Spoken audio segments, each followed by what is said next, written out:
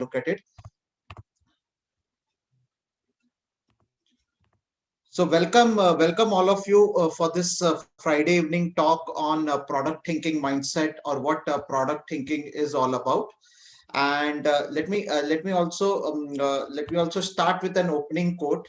Okay, let me start with an opening quote, and let us try to understand what product management or product thinking is all about. So my name is Ashutosh, and I'm an enterprise agile coach, consultant, a trainer.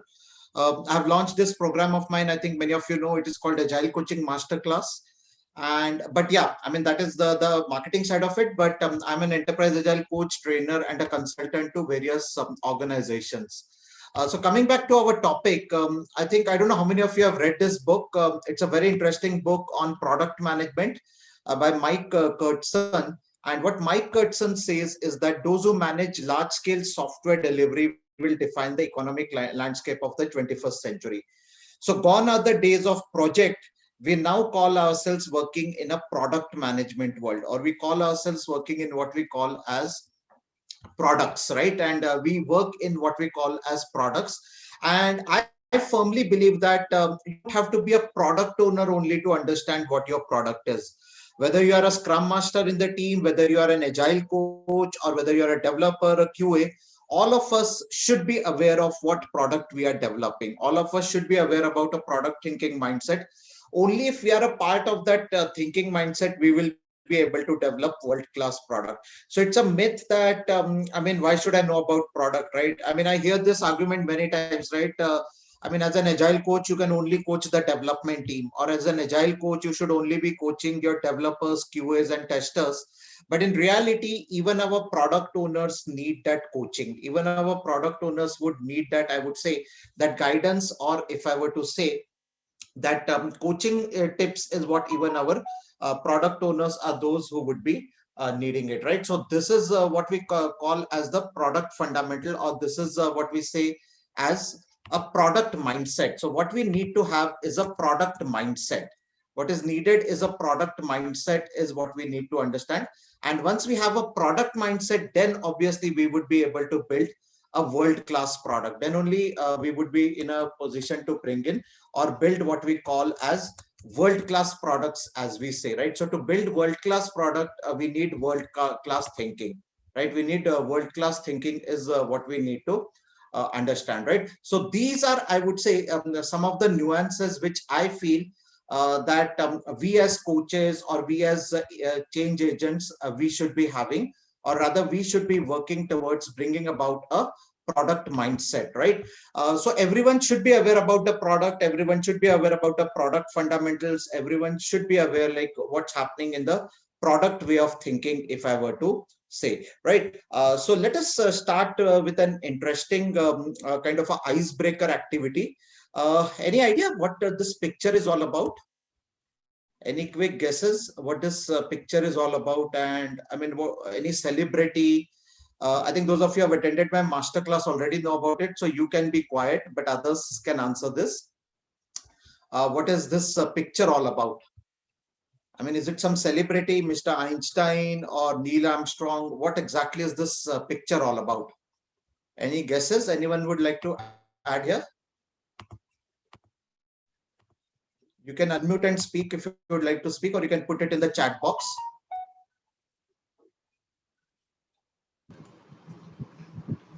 Is that Elvis? Elvis, okay. Elvis Presley? I'm not sure. Yeah, I think I'm not sure. Okay, okay, Elvis I don't Presley. know. Okay, how about others? Any guesses? But why can't you use any Indian celebrities in this case? In this geography, if we are trying to us to identify somebody from Western world, it's very hard, no? Normally, every corporate trainer, every workshop, public workshop trainers use somebody from the Western world to prove, okay, you don't know. You should attend my main classes. You should attend my main classes. I have a lot of somebody. Yeah, I have Indian celebrities also. Don't worry. I mean, not that I'm against Indians or what. I'm also myself an Indian. But even in workshop, I do have Indian celebrities also. Yeah. Anyone? Any thoughts? The reason is because obviously this person has invented something, right? I mean, we have to respect that. I mean, whether he's an Indian or not, that doesn't matter, right? I mean, he has invented something great, if I were to say, or at least what the product is. Okay, forget the person. I understand you may not be able to find out the person, but I'm sure you'll be able to understand the product what he has developed. Any idea about the product? I mean, what product is being talked here? Okay. So I'm pretty sure you know this product. You know this product. Everyone knows this product. This is actually not a celebrity person, first of all. This person is not a celebrity. This person is the first person to have taken a selfie from an analog camera. So this is officially recognized as the world's first selfie. And we always think that selfie is something which comes up or which came only 15 years back, right? I think we all think that selfie is something which came 15 years back. No, I mean, this person innovated the first use of a camera and how to take about a selfie out of that camera. That is what this person's name is. His name is Robert Cornelius. He came out, he actually took this photograph in front of the mirror. As you can see, look at his hand movement. Look at his hand, right? I mean, he's trying to hide something, as if you're thinking that he's like a Sherlock Holmes or trying to hide something. But he has actually taken the world's first selfie. So what I'm trying to tell here is that product innovation is not something we say that, okay, no, Apple has come out with the world's best product, we can't come over it, right? I mean, coming to that Indian example, right? I think we saw this arch bridge which is coming up in Jammu and Kashmir, right? I mean, that's an engineering marvel. No one would have thought that you can connect the two sides of the mountain, which will cut the travel time between those two cities by almost by 5 to 6 hours, right? I'm sure you would have seen that image, which would have come which was viral across all the WhatsApp and all. It's an engineering marvel, right? Right. And obviously, at the end of the day, we do have in India also people who come out with innovative products, right? It's not that only the Western world we have to look at it. But what I'm trying to tell here is innovation is not something which stops that, okay, someone has developed selfie, so now nothing can be happen on that, right? I mean, it's a continuous journey. It's a continuous activity which we will have to do it, right? So coming to the product thinking mindset, I think everyone wants to buy products which are good. Everyone wants to buy products which are cheaper. Everyone wants to have the product faster, right? I think we all want to buy products which follow all the three criterias: good, cheap, and fast, right? I mean, you go for buying any product in the market, whether it is a laptop, whether it is a smartphone, or for that matter, whether it's a digital pen or whether it's a car, you're looking for good, definitely cheap, and faster, right? Those are the three things what you're looking for, right? So that's what we need to understand, right? We go for this product which is good, cheap, and fast. But you know what? Most of the times, as happens with any product, right? Every product comes with the terms and conditions. So here are the terms and conditions for this product. We offer you three kinds of product, but you know what? Unfortunately, you can only pick up two. Good plus cheap won't be fast. Fast and good won't be cheap. And cheap and fast won't be good, right? Unfortunately, that's the, I would say, the triangle, or that's what we call as the triple triangle or the triple constraint triangle, what we have: good, cheap, and fast. Where actually, as a product manager, we have to balance these three things out, right? We have to make sure that that triangle always is in an equilibrium state. So I'm talking about that triangle where on one side you have good, one side you have cheap, and other side you have fast. If you try to elongate one side, the triangle gets distorted, right? Any side you try to elongate, the triangle is going to get distorted, right? Unfortunately, that's what happens. Unfortunately, that's what happens, that a good product is neither, or a good and a cheap is neither fast to develop. A fast and a good is not cheap, and a cheap and a fast is not something which is good, right? Unfortunately, that's the challenge what we have in product thinking mindset, what we need to understand. And then, of course, the classic VUCA world, where things are always changing. We are always living in that unknown world, what we have: the volatility, uncertainty, complexity, and ambiguity, right? So that's the VUCA world, what we have it, right? That's nothing but an example of a VUCA world, what we have. Okay, I think we all know this model, the classic problem solution matrix. And the same thing applies in product management, that we try to develop products which are in this zone, which is the problem is known, but no one has come out with a solution. So if I have a product which is, say, here, It is more like a commodity, right? I will be like other 100 people, right? So let's say a known problem, known solution. The best example of that is washing soap, or the best example of that is, let us say bathing soap, right? Commodity, regular commodity. I'll be another player in the market. Not that I will not sell my product, but it will be the regular run of the mill product with no innovation, right? We have to be very careful we don't hit here. What is this? You try to create a product which is well ahead of its time, right? A product which is well ahead of its time. No one wanted that product in first go. So it's a failed product. It's an idea well ahead of its time, right? I mean, not that that product will not be successful, but I think it is too early product. It is a too early product which came, which was an idea which was much ahead of its time, right? I mean, this happens with many of the movie artists, right? As they say, right? Devanand, I mean, the Guide movie was I mean, although it was a successful product, it was a movie way ahead of its time, right? I mean, no one could imagine that such a kind of a situation can exist in a society, right? So that's a failed, I would say, product, because that idea is not yet right. Another classic example is Google Glass. Google Glass is a classic example that how a company like Google also can fall into that trap of number four. You develop a product, but that idea is well ahead of its time. As such, no one is buying that product. Of course, we have to be in the zone 2 and zone 3. Zone 2 and zone 3 is about futuristic product and a potential disruptor or a game changer, that blue ocean strategy. So what is a futuristic product? Unknown solution, known problem, but no one has come out with a solution. So the classic example being, what was the situation with COVID-19 1 year back? There was no vaccine available. Today, at least we have a vaccine available, but that was a situation we were in. And any market mover who grabs that opportunity will be actually capturing the market. And then number 3 is a unknown problem and an unknown solution, right? No one has, if you can visualize the problem and if you can try to come out with a solution, you could be into that zone of a potential disruptor or a game changer. A word of caution, this has got a risk that your product might fall here. Your product might fall here. So that's a risk which the organization will have to take as far as the potential disruptor is concerned, right? There could be a possibility that a product could be a major failure and it could fall into the quadrant 4, which is what we call as an idea well ahead of its time, something which is the time is not yet ripe, or the time has not yet come for that idea to come in, right? So that's what we call it as a failed product or an idea well ahead of its time. So this is that classic problem solution matrix what we have. And as I said, we need to move away from a project mindset to a product mindset. What is a project mindset?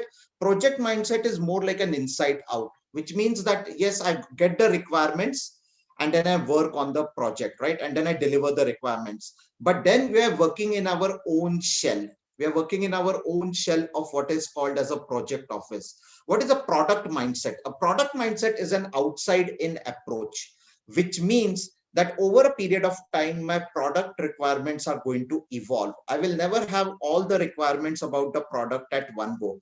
Today also, we can say very safely that the product backlog of a product called ATM, the ATM machine of a bank, is still having a lot of items. I'm sure there are still a lot of items in that product backlog which any of the banks have not released into the product, right? And there could be some new enhancements coming in as we move ahead, right? So in a traditional mindset, we unfortunately talk in terms of SSC, scope, schedule, cost. Whereas in a product mindset, what is important is value. What is important is, have my users adapted to that product? Have they liked that product or have they disliked that product? And what important metric what we have is cost plus feature, cost per feature, right? How many, what it costs for me to actually develop that particular product, right? Cost plus feature. So we talk about rapid prototyping, we talk about frequent releases, and we check feedback from the market. We keep on getting a feedback from the market, and as I said, we eliminate waste. We eliminate waste from the entire process. So how can I move from a traditional project based mindset to a product based mindset? Okay, so if I were to ask you, who according to you is the biggest watch seller in the world today? Can anyone tell me? who is the biggest watch seller in the world today? Which company sells the maximum number of watches today? Okay, Yes, I see Gusi. someone. Apple. Sorry? Apple. Apple. Yes, it is Apple. I mean, it's not the Rolex of the world. It is Apple, right? In fact, we are in an era, we are in an industry or in an era where, you know what, our competitors are not from our industry. Tesla officially is a software company. I don't know how many of you know it. Tesla is not a car company, it's a software company. Similarly, Apple is a watchmaker, right? We say Apple is selling largest watches, but is it a watchmaker? No, Rolex is a watchmaker, right? I mean, we have Rolex as the leading watchmaking brand till Apple comes in and disrupts it, right? So unfortunately, we live in a world where we don't even know who our competitor is, right? We think that X is our competitor, and it turns out that someone else has actually displaced us from the market. So if we don't go move in from a project-based thinking into a product-based thinking, what's going to happen is someone else will come in and displace us from the marketplace, or they are going to they're going to displace us from the industry as a whole. This is a very interesting, I would say, graph which talks about what is called as the 16% curve of or diffusion, right? The diffusion of innovation curve, as it is popularly called. What it says, what this 16% means is that any product you take, whether you take a pen, whether you take a microphone, whether you take a smartphone, you will find that usually it is found that there are 16% of the potential users who will latch on to your product. They are going to pick up your product, and they are called as innovators. So either they are people who have been involved in the product development and their family members who will buy this product, or they are called as early adapters. These are the people who love your product. These people love your product. Howsoever successful company you are, there will be 16% of the people who are skeptics about your product. Whether you are Apple, whether you are Google, or whether you are, let us say, nano car, if you're producing a nano car, or whether you're producing an Indian smartphone or any make in India product you take, there always will be 16% people who will be skeptics. So obviously I should not be spending my time in targeting these people, right? They are, as it is, going to be skeptics. They are going to not add any value to my product sale, right? So what we have to target is this early majority and the late majority. The 68% in the middle is what we have to target, and we have to see that can I pull some of these people into this early adapters and some of the late majorities into early majorities, right? So as a product manager, my target should be that can I bring in some of the early majority folks into an early adapter? Can I bring in some late majority folks into an early majority? By the way, this curve, the accelerating the diffusion of innovation curve, has also been tried in politics. Many political parties are using this curve. Okay, just to let you know, right? To analyze, okay, what their voter profile is. Who, obviously, the numbers are different for a political party, but this has been used extensively in the elections to find out that, okay, who are the people who are skeptics, who are the late majority people, who are the early majority people who are going to vote for us. And this wall, what you see in the middle at that 16%, this wall is nothing but that great divide. So what is that arrow indicating? The arrow is indicating that as a product manager, I have to push this wall to the right hand side. The more I push to the right hand side, I will get more people from early majority into my early adapter. So if I can increase this percentage from 13% to 18%, what I have achieved is I have achieved many people from here into this zone, right? So as a product manager, I'll have to see that, okay, what strategy I should be applying to bring many people from that early majority into early adapters, late majority into early majority. That's what my strategy would be. This is nothing but your product life cycle. As we all know, right? Every product goes through a life cycle. We call it as the stages in the product life cycle, which is the birth of a product, the growth, the stability, maturity, decline, and the final exit out of the market, right? So this is called as an accelerating the diffusion of innovation curve. So typewriters are here somewhere, right? Typewriters are somewhere here. They're almost an extinct commodity right now. So typewriters are somewhere, in fact, they're out of the market itself. So that product itself is out. So as you can see, that social technographic profile of people is these are creators or inventors. these are critics and collectors, these are joiners and spectators, and these are inactive audience. So if I can push this wall, and if I can actually get also that if I can reduce this late mass or these skeptics, if I reduce from 16% to even let's say 15%, that's a big achievement, I would say, right? Because as it is, these people are skeptic. They are not going to like your product, howsoever innovative your product would be. They are going to discard it, or they're going to throw it away, right? Or they're going to spread negative value about your negative word about your product. So why not keep it away, right? Why not keep them aloof and see if it is possible? If it is possible, can we convert some of them? Can we convert some of the people who are into the borderline here? So that's what we call it as the great divide, or the diffusion of innovation curve, what we call in product management. This is what we call as the diffusion of innovation curve. And for every product, they will do this analysis. Again, a word of caution: these numbers can change from product to product. It is not a standard number which is given, but these numbers can actually change from a product to product. The whole intention is that, can I make this curve like this? Or can I have this curve something like this, where there are lesser number of people in that late mass? That is a real strength of a skill of a product manager, that if I'm able to attract more and more people from the right hand side into a left side. So that's why it is called also shift left strategy of product management, not the shift left strategy of testing. This is also called as the shift left strategy of what we call as the product management, what we popularly call it. All right.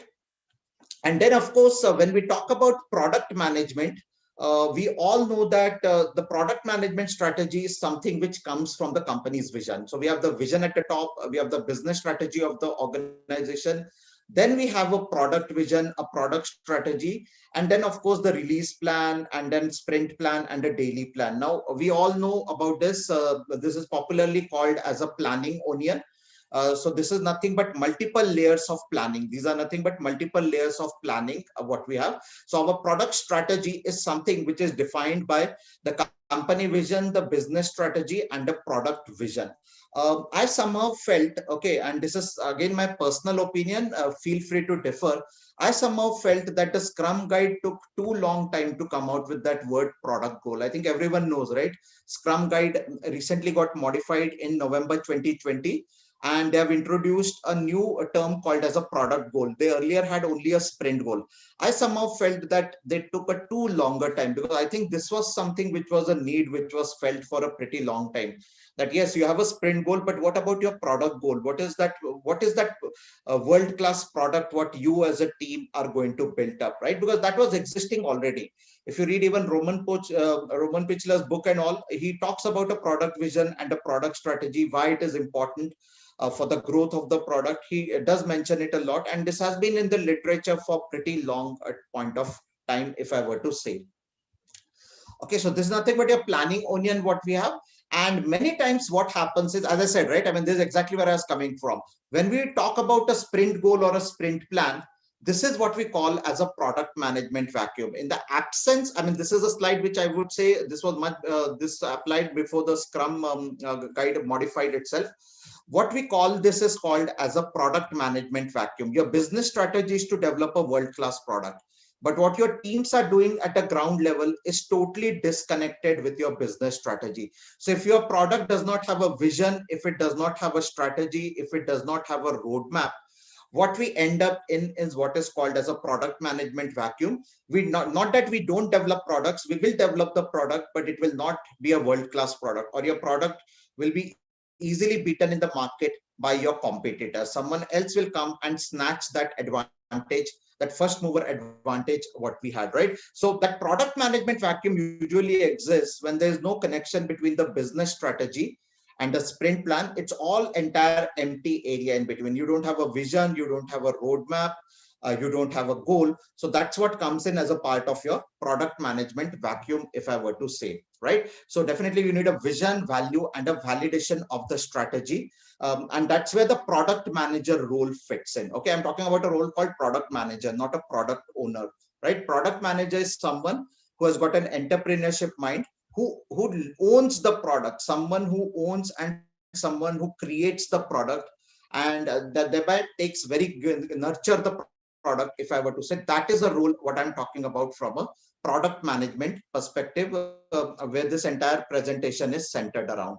Right now, obviously, when we talk about a product manager, or rather product management is something which cuts across all the areas. It cuts across your leadership team, it cuts across your development team, and by development team we mean the developers and the QAs. And this is a role which also cuts across your marketing and sales and customers. So as you can see, product management role in any product development organization is something which will cut across these three areas: executives, your development. Executives means your senior leadership team, your marketing and sales or marketing team, your customers, end users, and your development team, right? So that's where the product management role is actually residing, if I were to put it in the context. And these are, I would say, some of the roles and responsibilities of a product manager. A product manager is not just one who's going to create a backlog. Okay, so there's a misconception that a product owner equal to product manager. No, a product manager is someone who's going to manage the ROI on the product, right? So is my product earning money? Is it earning some critical, I mean, is it meeting the I would say the product roadmap guidelines? What are the baselines? When is this product going to be released? Have I achieved those dates or not? Right? So that one of the primary responsibilities of a product manager is to ensure that the product has got a healthy ROI. Then obviously guiding the product development teams, nurturing them, communicating them, knowing what to build in what sequence, prioritization. And this person is the one who will translate the business strategy into the product strategy or a product vision. And then the product manager is someone who's going to decide when is the right time to release the product in the market. When can we release the product into the market? And when is the right time to release the product and earn a maximum ROI? So I would say these are, I would say, some of the critical roles and responsibilities of a product manager, much more than a product owner. Okay, a product owner works predominantly at a backlog level with a team, but a product manager role is more of a strategic in nature, if I were to put it, right? In fact, I remember seeing an ad very recently. They've clearly said that if you're a product owner, please don't apply. We need strong profile in product management, not product ownership. So there's a fundamental difference between a product ownership and a product manager is what we need to understand here. Okay, and then of course, someone who works across these three circles, the classic ideas lenses of innovation, that my product to be successful, it has to be viable, which means it has to be, a business should be able to own it up. It should be feasible from a technology perspective, and people should be wanting that product, right? So this is coming from ideas three lenses of innovation: viability, desirability, and feasibility of a product. And that middle intersecting portion of that Venn diagram is the sweet spot. This is a sweet spot which I want to be there. Just to quickly explain, let us say that there's a product which people want it. And the business is also saying that, yes, if we actually develop this product, it will sell like hotcake. But there's no technology available to it. There's no technology available to develop that product. You just end up in an emotional innovation. Emotional innovation is like saying like this, you know what, I need flying cars in Bangalore. Do people want it? Yes, because of traffic condition. Is there a viability? Yes, I'm sure if someone introduces flying cars in Bangalore, they will sell. But there's no technology available today. It's just emotional innovation. We are just frustrated daily because of traffic in Bangalore or Pune or Mumbai. And we say, wish there were flying cars. It is just an emotional innovation. Right? If there's a product which has got a business viability and a technology feasibility, but people don't want it, it is definitely an innovative product, but it's a functional innovation, like what happened to Google Glass. A classic example is Google Glass here. And let's say people want a product, the technology is feasible, but business is not willing to invest into it. Business is not willing to invest into it. It will just become a process innovation. At the end of the day, it is just going to become a process innovation at the end of the day. So this comes in what we call as the three lenses or the three classic lenses of innovation, what we call it. So this comes under the product innovation, three lenses of innovation of what we have. Okay, moving ahead. Okay, and then of course we have the product development life cycle. How does my product develop over a period of time? That classic graph. from the product development, introduction, growth, maturity, and decline, and how my sales are going to be generated. As you can see, my maximum sales will be in this area when my product is in between growth and maturity state. That's the point in time where I'm able to get the cash, or that's the point in time where I'm able to generate a lot of sales or money out of this entire, I would say, the product development life cycle, right? I think this everyone knows. And like, this is nothing but your product development life cycle, right from the start, or from the development, introduction, growth, maturity, and decline of a product. Okay, and then I think everyone knows about MVP. I'm not covering that, but just wanted to let you know this is the first MVP of Facebook. Just see how the product has evolved over the years. What you're seeing here on the screen is the first 1.1 or 1.0 version of Facebook when it was launched, right? And see what Facebook is today. So don't shy from launching your product just because the UI is bad or the UI is not great. It is always important to release something quickly, get a feedback from the market, and then make it better, then make the product much more better. And that is what we call as a MVP, right? That is all what we call as the definition of a MVP, or a minimum viable product. I don't know how many of you know this. Incidentally, when Apple released its iPhone in 2007, when it launched it, rather, not released it, the first version of iPhone 2007, it did not have these features, and yet people bought it. Why did they bought it? Because they trusted the product. They trusted that, yes, Apple, when it is coming out, and the kind of hype they created through marketing, they could sell a product when these basic features were not available in that product, right? So the phone did not have these features which were available in other phones there, which is interesting, right? I mean, you're still taking a huge calculated risk.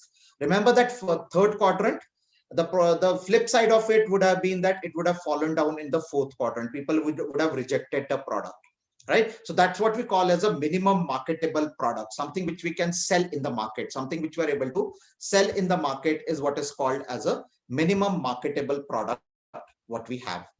Right. So this is what we have: MVP, MMP. I think we all know the relationship between the two. And obviously, we need to be aware of product visioning, right? I mean, every product has got a vision. Vision is what we say we look into the future, right? I mean, for example, Uber, right? I mean, the vision of Uber was not just cab; it was also to serve people food, right? So Uber Eats, for example, you don't know, right? There could be some other feature which could be coming in Uber in next few years. For example, let us say I want to give a local courier. If I go to DTDC, what will happen is they will take 1 day at least, even within local city, to deliver the courier.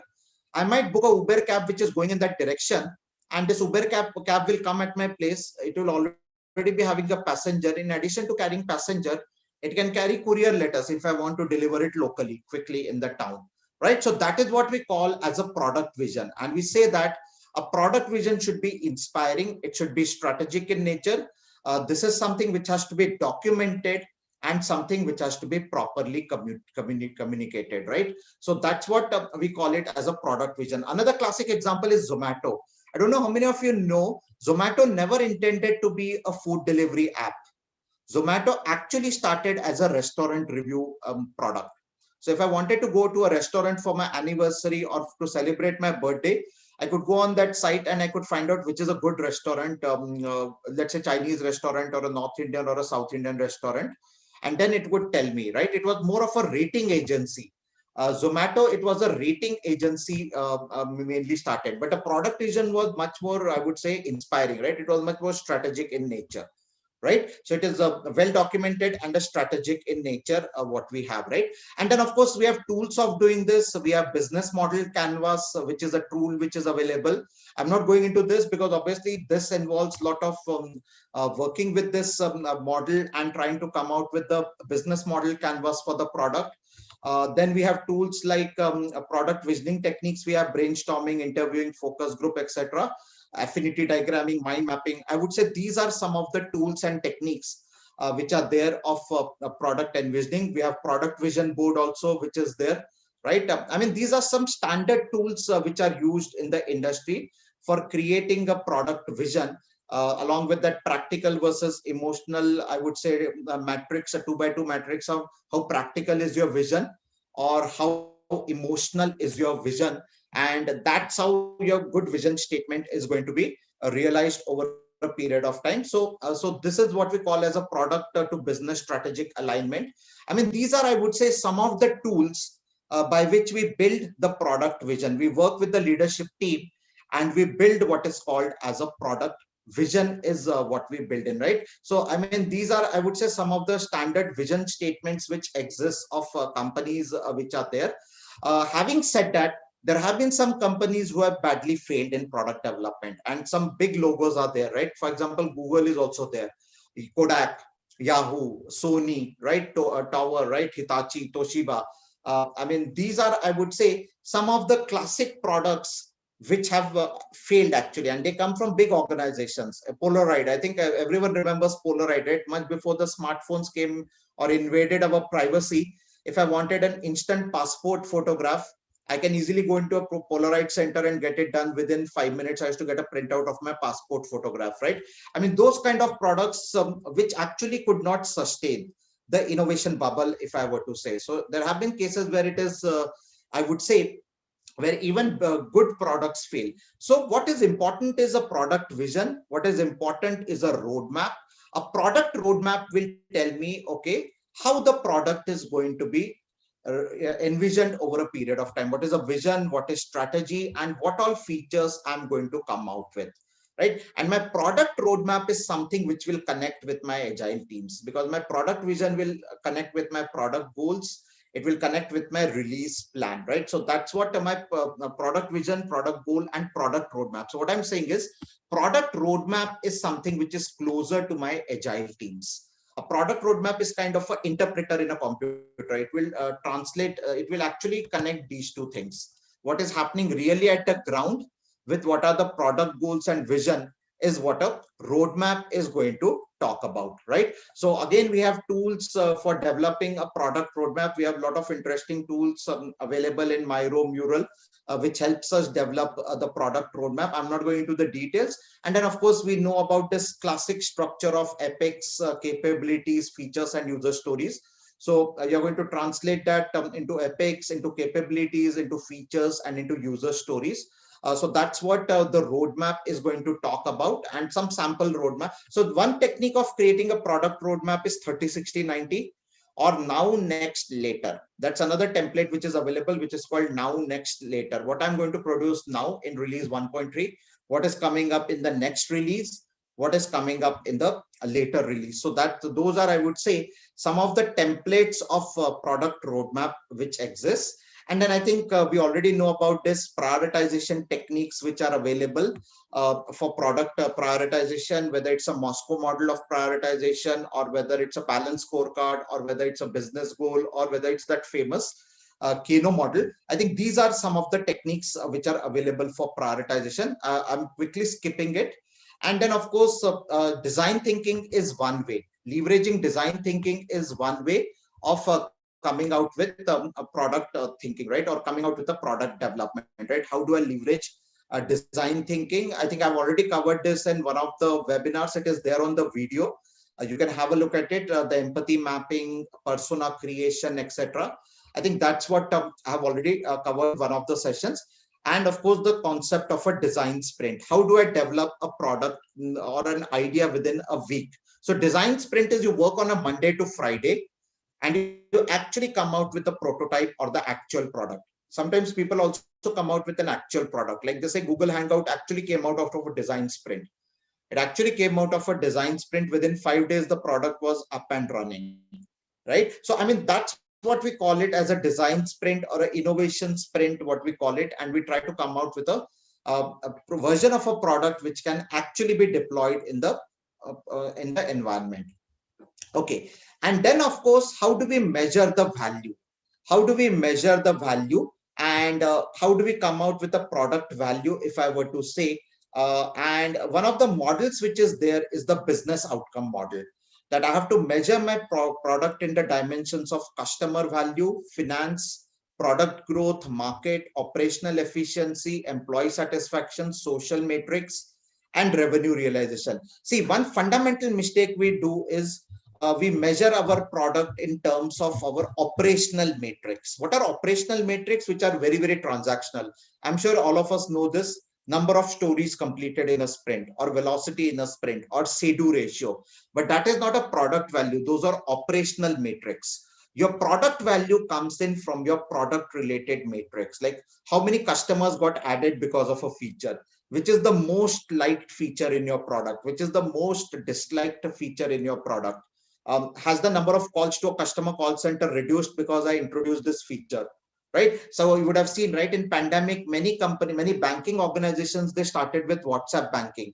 They will do a direct correlation that because of introduction of WhatsApp banking, have I reduced the number of people visiting the branch, or have I been able to reduce my call center traffic? So all this comes in as a part of your product value measures and matrix, what we need to identify.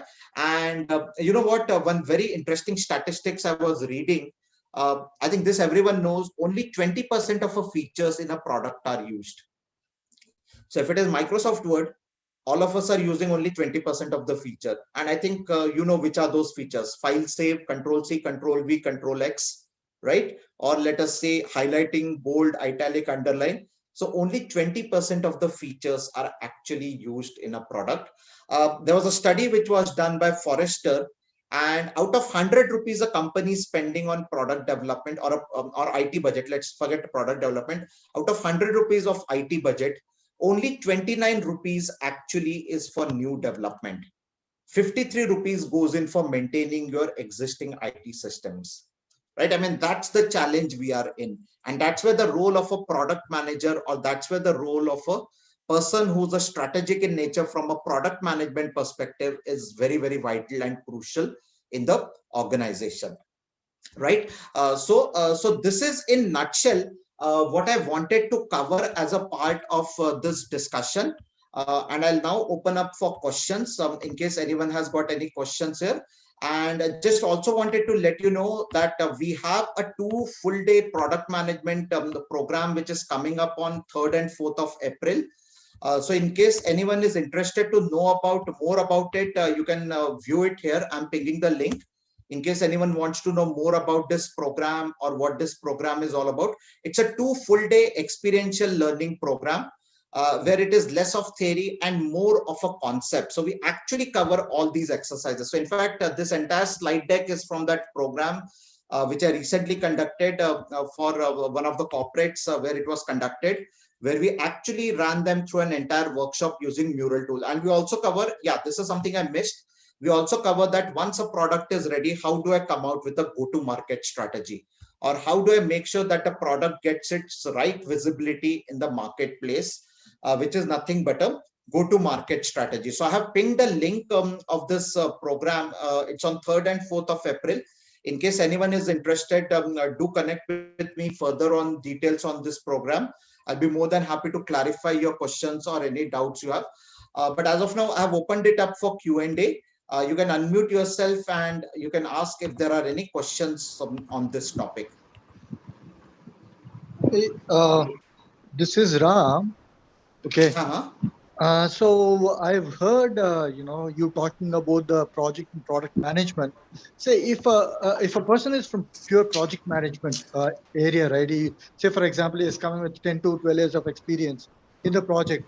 So is it possible that he can get acclimatized to product management easier, quicker, and easier? What would be the anticipated time frame for that? Okay, so there is no logic on that. If you ask me that, okay, it will be done in 6 months, 8 months. See, the answer for that would be that you'll have to work in 1 or 2 products as a product in a product development landscape, if I were to say, because the way we think in project is different from the way we think in product. So what you will have to do is you'll have to work for 1 or 2, I would say, product development area, and then I would say the transition would be much more faster. Okay. But there's no time frame as such. There's no time frame as such that it will happen in 6 months or 8 months or 9 months like that. Okay. Because, I mean, the reason why I'm putting this question is, sometimes, from a project management, this thing, if I attend a product sort of an organization, they're asking, whether I do have an exposure to that. But the way I answer to them is, it is synonymous to the project. So I correlate or they don't accept it though. So that's the reason why No, I'm no, no. just. It is not synonymous. It is not synonymous, and it is definitely not synonymous. It is a totally different mindset. So it's like, I mean, it's like actually coming from driving a two-wheeler to driving a four-wheeler. I'll put it that way. It's not synonymous. It might like look like easy, but it is not synonymous. Oh, okay. So we need to have a different mindset altogether. So Correct, correct, correct. You need to have a totally different mindset when you are in a product management way of working, if I were to say. all right, got you. Thanks. I'm also pinging the YouTube channel link. We have a lot of interesting videos on YouTube also on this channel. Do subscribe to this channel. You will see a lot of interesting videos on the channel. Oh, okay. Yeah, But anyone? Yeah, sorry. Yeah, this is Kaushik here Mm-hmm. from Chennai. So Ashutosh, you taught us about, you touched on a lot of topics and concepts today, and my question to you is that I know about your profile a little bit. So you have both product as well as project experience. I know I've asked this thing. So my question to you is that currently I'm working in a project that is we provide the development service as a software service to a product company who has their own product, and whatever changes, because the changes and the requirement change requests, the requirements keeps on changing, we can expect that, right? So it goes without saying that a lot of change is coming in and stuff and everything is going. So my question to you is that uh, will it help for me to come into the product mindset, or to have or develop the skill set a product manager requires to make that shift? If I go back and apply, in what way I can apply these concepts, even though I am just on the development side, that is, I know I'm a business analyst in that project. So in what way I can try and apply, because I have my hands on the metrics here, not the user metrics, not the user metrics and stuff, but how things work as far as the development is concerned. The product goals, I can kind of guess what they are going at, because based on the discovery sessions that we. So in what way I can apply these concepts and try to read that, try to catch what they are getting at, so that I can develop, I can further my career goals as a towards that product management role kind of thing. Okay, so see, first of all, one advantage of this would be when you learn about these techniques, you know that how does a product manager really thinks, right? What is the thinking process of product management all about, which as said is very different from a project management perspective, or what a project management takes. You'll definitely come to know that, okay, how does your product manager thinks? You will be able to better empathize with him or her, whosoever is your product manager, and slowly it will give your organization also confidence that, you know what, now that you have understood these techniques, you are ready for that role. And I think someone said earlier, right, when you go for an interview for a product manager, the kind of skills which are required for a product manager are vastly different. You would have seen that in last 35-40 minutes, right, what I spoke. So Yes. definitely those kind of roles will also open up. Let's say that okay, in your current organization, wherever you are, there is, I would say, a kind of a deadlock, or you cannot go beyond a project manager role, but at least you'll understand how does a product manager operate, what are the constraints he or she has, and then it will help you better prepare for other product management roles in the organization. I also recommend this course for agile coaches. Many of the agile coaches have attended this course, because as an agile coach, I feel that you should be aware of these things, whether it's a go to market strategy or whether it's a product valuation or product related matrix, because it helps us coach even our product owners in a better way. So that's how I would answer your question in this case. Thank you, Ashutosh. Yeah, thanks, Kaushik. Yeah, anyone else with a question here? Any quick question? Yeah, Ram, you can unmute yourself. I see your hand raised.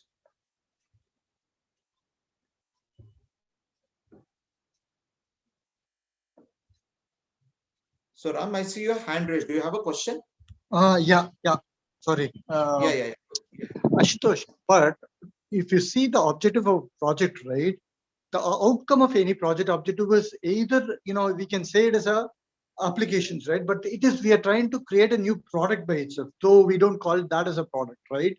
So we create a new applications or software which is synonymous to the product, right? That's where I'm not able to get in because, what you say looks like, there's a slight deviation here and there, like between Boeing 737 and 777, right?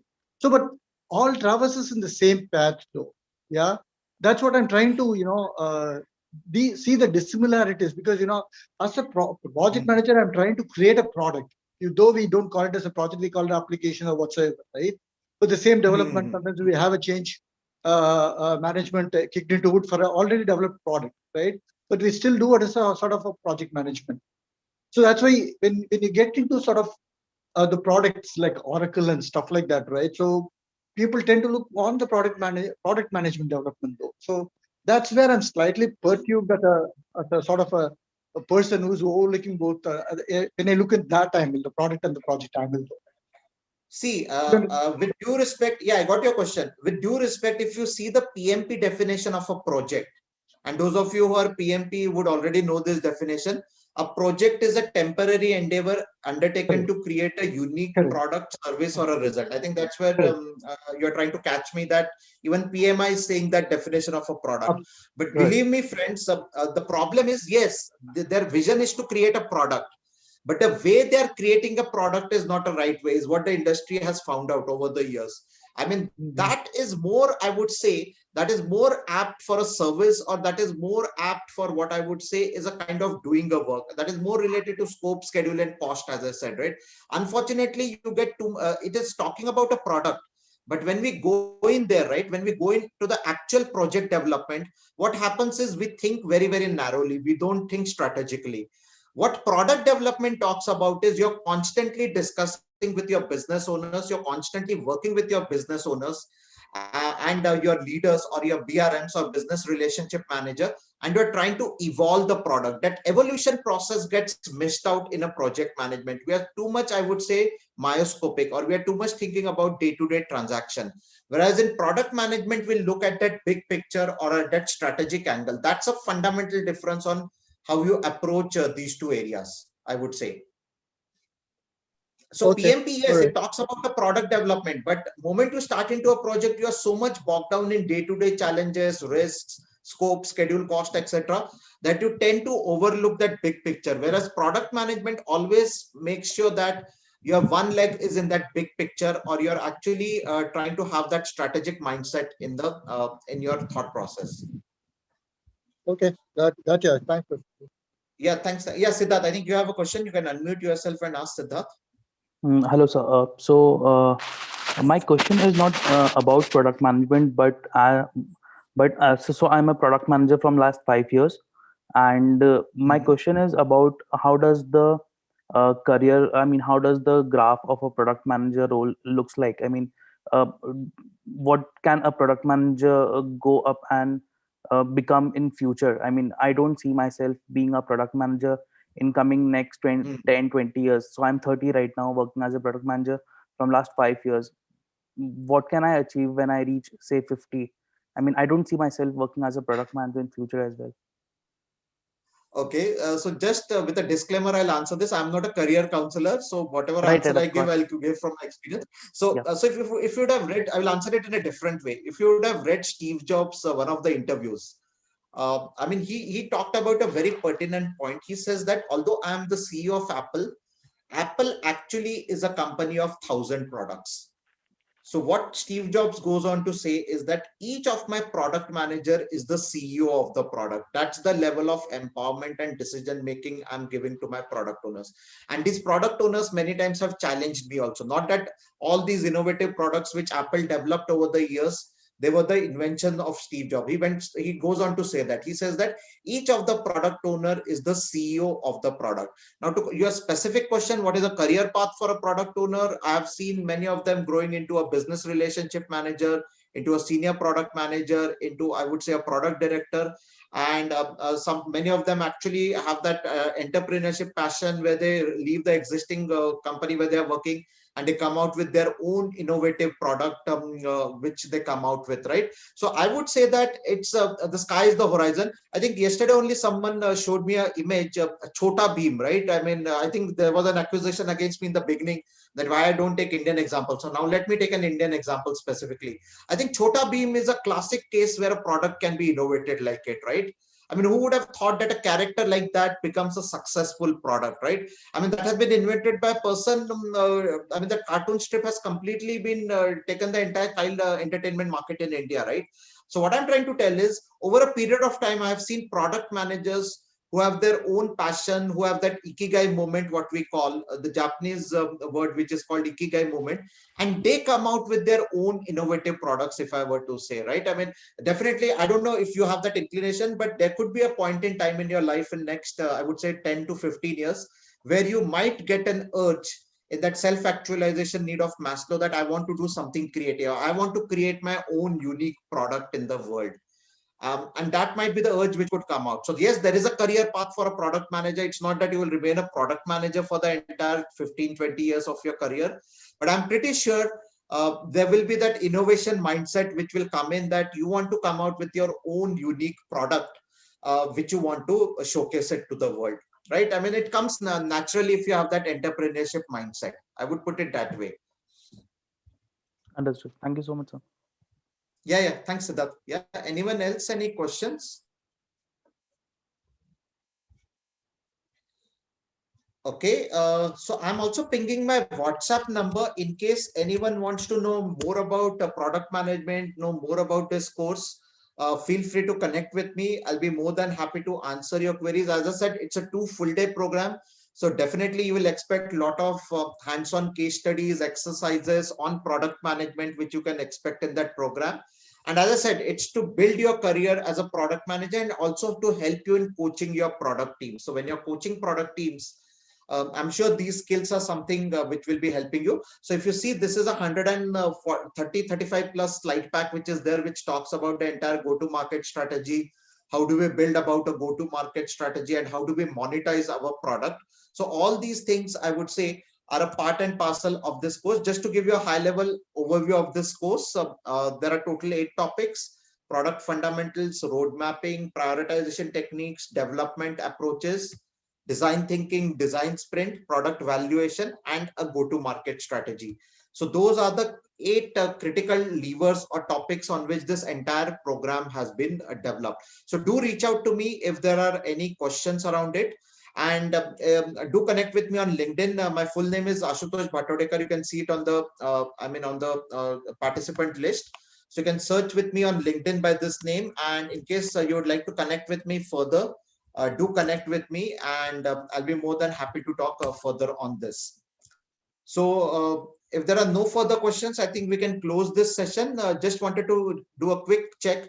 I hope the last 1 hour of your investment of time was something beneficial. You're going back with some knowledge. I sincerely hope that you have invested Friday evening time with me. So really appreciate. And we'll try to bring in more such sessions as a part of happy hour of coaching. So just to let you know, every Friday evening, I try to be there at 8 o'clock. I try to be there at 8 o'clock. Sometimes it is possible, sometimes it is not possible because of some commitment. But I make it a point to come at every Friday evening at 8 o'clock and interact on topics closer to my heart, and do provide your feedback on the same. Also, I would like to suggest if anyone has got a topic in mind, do let me know, and we'll see how we can bring it. I'm not an expert in all the topics, so there could be a topic where I'll have to bring in some other expert from the industry. So thanks everyone for investing your time. It was wonderful interacting with you, and thanks for the lovely questions. Have a great evening ahead and a happy weekend. And most importantly, please stay safe. So thanks a lot, and bye for now.